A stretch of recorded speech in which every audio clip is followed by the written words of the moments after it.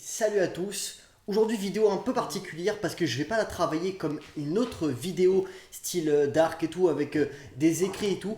Je pensais faire un truc encore beaucoup plus carré comme Jeff Nichols ou comme John Carney, des vidéos que j'ai faites beaucoup plus poussées sur Lost parce que c'est vrai que c'est une série qui me tient beaucoup à cœur, mais je me suis dit que c'est là j'avais plutôt envie de la faire abrupte. C'est une semaine spéciale Lost. C'est pas dit que à l'avenir je fasse une vidéo un peu plus complète sur Lost, sur la science et tout machin, mais je me suis dit qu'il y a une chaîne YouTube qui le fait beaucoup mieux que moi et c'est quand même une chaîne qui est vraiment centrée sur ça. C'est la chaîne de Didi Chamboubri. Il a fait une chaîne secondaire qui s'appelle Dharma 7 Station 7, Dharma Station 7, que je ne dis pas de bêtises, c'est ça le titre de sa chaîne, et pour le coup il est beaucoup plus complet, beaucoup plus carré, mais en même temps c'est une chaîne qui est que concentrée sur ça, donc à chaque vidéo c'est un sujet particulier sur l'univers de Lost.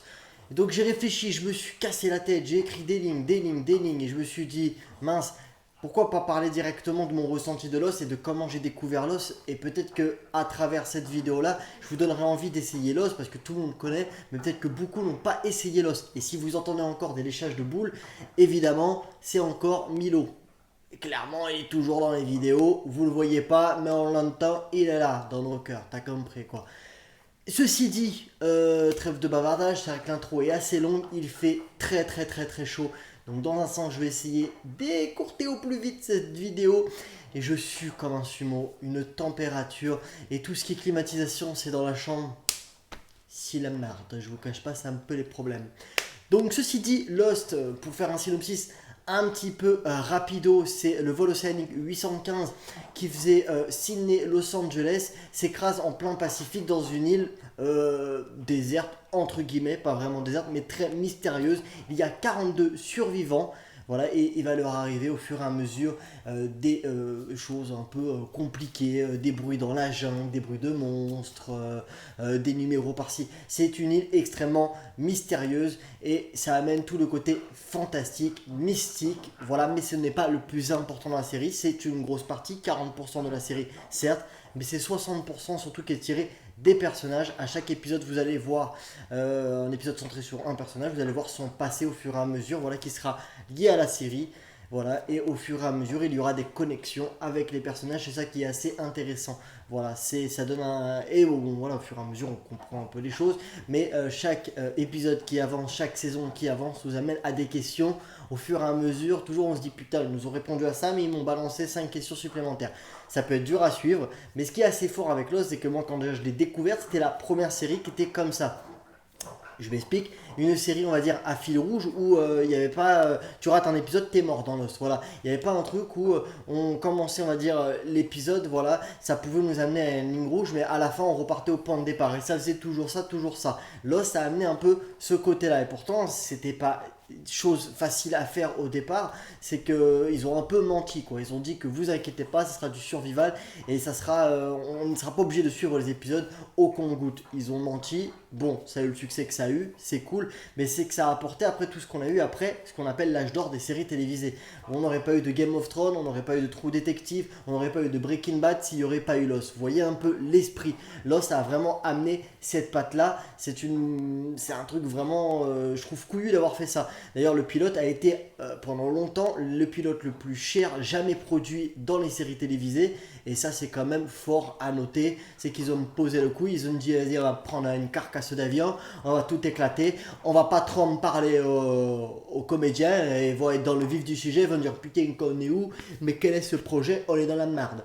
Voilà, j'aime un peu cet esprit-là. L'esprit un peu sur le qui-vive. C'était très organique. Voilà, et c'est ça que j'aime bien. Ils ont pris que des têtes qui n'étaient pas connues, à part Dominic Monaghan, pour le coup, qui était assez connu, qui avait joué dans Seigneur des Anneaux juste avant. Voilà, 2-3 petites têtes par-ci par-là. Mais en vrai, on n'est pas sur des têtes extrêmement connues. Je pense que vous vous rappelez de Lily Evangeli, voilà, qui joue dans certains Marvel et dans le Hobbit, voilà. Elle fait 2-3 trucs par-ci par-là. C'est pas une grande actrice, mais elle est très jolie. Elle passe très bien à l'écran. C'est pas un problème sur ça. Voilà, c'est une série que j'avais découverte il y a longtemps. Voilà, c'est vrai qu'au fur et à mesure, je regardais à chaque fois tous les épisodes sur TF1, voilà, jusqu'à les 6 premiers épisodes de la saison 3. Même pas, non, j'ai regardé que les 2 premières saisons sur TF1, et après je l'ai téléchargé au fur et à mesure. Voilà, donc j'ai subi la grève des scénaristes à la saison 3, il n'avait sorti que 6 épisodes, et j'avais attendu 6-7 mois pour voir la suite, ce qui était assez dur parce que quand on est à fond dans une série comme ça, on s'y met vite des théories. La saison 3 amenait clairement à toutes ces théories-là. Ça commençait déjà dans la saison 2, mais alors la saison 3, c'est un enfer pas possible de théorie. Et c'est une série voilà, où j'en parlais énormément dans les forums. Je regarde un épisode une fois, deux fois, trois fois, quatre fois, cinq fois. L'épisode, tu m'as plein de fois, comme tous les Losties, hein, on les appelait Losties, les fans de Lost. Et du coup, on en discutait dans les forums et tout, c'était très intéressant. On était en train de dire, ouais, et toi, qu'est-ce que t'en penses de ça, tatati, tatata. Et c'était très intéressant, fallait s'y connaître, c'est sûr, hein, mais c'était vraiment pour les fans. Et ça, c'était vraiment dans le début d'Internet. Hein. Là, je vous parle, voilà. Maintenant, il y a YouTube maintenant pour discuter justement de tout ça, mais je trouve que c'est pas la même interaction finalement, parce que quand on n'est pas trop connu et qu'on veut parler de séries, on se noie un peu dans la masse. Genre parler de Game of Thrones, tu vas pas faire trop de vues si t'as pas trop d'abonnés. Voilà, ce qui est bien, c'est l'interaction. Voir, ok, d'accord, toi tu penses ça, moi je pense ça et tout, les théories. Voilà. Moi, quand t'es un gros youtubeur, ça peut être très intéressant de parler de séries télévisées sur YouTube. Clairement. Voilà, mais bon, à l'époque, c'était sympa. Dans les forums, on en discutait, on en parlait, et il y avait de belles interactions, je trouvais. Donc, voilà, fort à noter de tout ça, qui est extrêmement intéressant. En tout cas, j'espère que ma vidéo lundi vous a plu, en tout cas sur ma collection de l'os. Je blabate un peu vite, hein. J'ai très chaud, hein. Là, vous l'avez vu un petit peu. Mais j'espère que ça vous a plu. Moi, en tout cas, c'est une collection qui me tient énormément à cœur. Je vois qu'il me manque beaucoup de choses sur cette collection-là.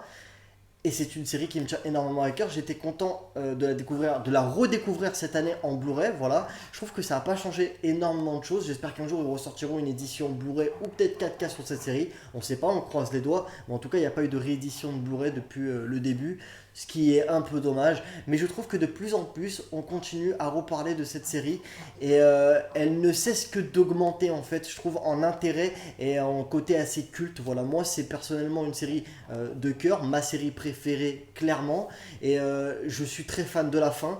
Voilà, même je sais qu'elle est très décriée, cette fin-là. Mais pour le coup, voilà, c'est vraiment une série que moi, j'ai dans mon cœur. Et voilà, que vous dire de plus? Voilà, tous les personnages ont vraiment un sens extrêmement attachant. Ils sont extrêmement intéressants aussi. Voilà, il y a une complexité avec tous ces personnages-là qui donne une cohésion vraiment parfaite à la série. Voilà, c'est une série qui est tournée à Hawaï, donc on est quand même sur des décors sur une île déserte. Vraiment, ça fait vraiment vrai, ça fait pas fake. Voilà, c'est vraiment bien foutu. Et tout l'aspect mythologique a tellement été bien choisi dans cette série. Certes, au début, ils ne savaient pas forcément comment ça allait se terminer la série, mais à l'époque, on était où tu pouvais pas prendre le risque là de faire une série voilà, où tu savais déjà tout, perdre du temps sur ça. Si elle allait pas marcher, elle allait faire qu'une saison. Voilà, c'est qu'au fur et à mesure, oui, ils se sont dit, bon, bah, ça fonctionne, on va peut-être commencer à penser à avoir une fin. Mais J.J. Abrams a une vraie théorie voilà, par rapport à ça, même si c'est pas vraiment. Il a l'idée un peu de la série, mais c'est pas vraiment lui le créateur qui a continué la série. Hein. C'est Damon Lindelof avec son collègue. Je sais pas, je vous mettrai la photo, voilà. Voilà, c'est deux personnes scénaristes qui ont continué au fur et à mesure après la série. J.J. Abrams était sur Alias, mais J.J. Abrams a une vraie théorie vraiment intéressante sur ça. C'est de la boîte mystère. Il avait une boîte mystère quand il était gamin, il l'a jamais ouverte depuis, et du coup, il peut tout s'imaginer dans cette boîte mystère, et c'était un peu l'intérêt. Il a pris l'île de Los, ou même Los complètement, comme une boîte mystère, et il disait que vous attendez pas à voir toutes les réponses, certaines choses sont dommages à révéler, et même ils en révèlent beaucoup, mais il y a certaines choses qui disent c'est dommage peut-être de les révéler. Ce qui est bien, c'est un peu l'imagination là, voilà, et c'est qu'on peut tous imaginer d'extraordinaire quand on ne connaît pas, on va dire, le contenu d'une boîte. C'est un peu l'intérêt, et voilà, et c'était tout l'intérêt de l'os. C'est on vous donne une réponse, mais on va vous donner d'autres mystères. Voilà. Et qu'est-ce que vous avez comme théorie sur ça? Voilà, et c'est ça l'intérêt et le côté très intéressant de l'os que je trouve à mes yeux. Voilà, bah après je pense pas en parler en mode très dégueulasse, hein, de Lost c'est vraiment voilà, mon coup de cœur à tout jamais, bien évidemment. L'ayant maté il y a peu, je peux vous dire voilà, que c'est vraiment une série de cœur pour moi. Je suis content parce que je l'ai fait découvrir à quelques personnes, voilà, et je suis content, j'ai eu de très bons retours dessus, comme quoi c'était une très très grande série.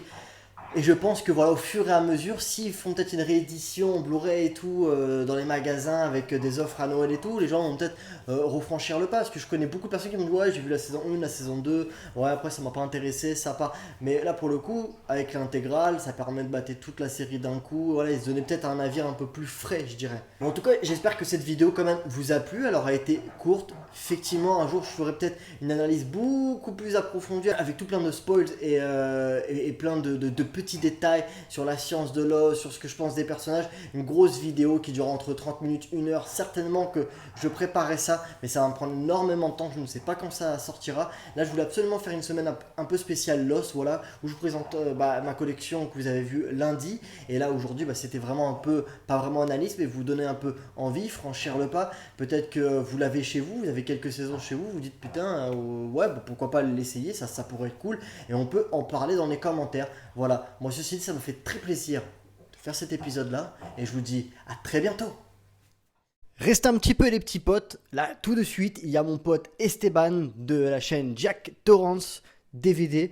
Il va parler de l'os, voilà, je lui ai fait découvrir. Donc j'espère que ça va vous plaire. Donc ne quittez pas tout de suite la vidéo. Et on se dit à très bientôt les gars. Salut mon frérot, ben voilà, je te fais cette petite vidéo pour te dire du coup ce que j'ai pensé de la série Lost. Donc de base Lost, c'était pas une série qui me faisait trop envie, qui m'attirait plus que ça, je m'en foutais un peu, même si j'en avais entendu de bons échos, et il a fallu qu'on se fasse une virée achat tous les deux pour que tu me fasses acheter les 5 premières saisons. Et comment te dire que je regrette pas du tout, mais alors pas du tout, parce que vraiment j'ai adoré la série. Je me suis maté les 5 saisons en 1 semaine et demie, j'ai bouffé la série, j'ai kiffé de fou. Donc j'ai kiffé parce que déjà le concept est original, de se cracher sur la pire île au monde, sur les centaines de milliers qu'il doit y en avoir à travers la Terre. Ils se sont crachés sur une île qui recouvre plein de secrets. Donc j'ai adoré aussi pour les personnages ils sont tous hyper attachants, hyper cool. J'adore Locke, Charlie, Hurley et Sawyer. C'est vraiment mes 4 persos préférés, je les kiffe. Et aussi, chaque secret qu'il y a dans cette série, tout est expliqué tôt ou tard, et je trouve ça vraiment génial. Voilà, il y a toujours des rebondissements, il se passe toujours quelque chose, on découvre toujours quelque chose de nouveau. Voilà, c'est génial. À chaque fois qu'il y a des nouveaux personnages, ils ont leur importance à l'histoire. Tous les personnages de la saison 1 jusqu'à la saison 5, vu que j'ai vu que là, tous les nouveaux personnages qui arrivent au fil des saisons, tout le monde a son importance, et je trouve ça génial. Voilà. J'ai pas maté la 6 encore. J'ai fini la 5 il y a quelques jours. Et en vrai de vrai, j'ai pas trop. J'ai moins kiffé celle-là parce qu'on est parti dans un tout autre délire. Mais l'épisode final, il m'a hyper hypé pour la saison 6. Donc vraiment, j'ai hâte de voir ce que ça donne. Donc voilà, j'ai kiffé cette série. Et je te remercie de me l'avoir fait découvrir. Et voilà, c'est tout. Et je te remercie de m'avoir invité sur ta vidéo. Allez, à bientôt.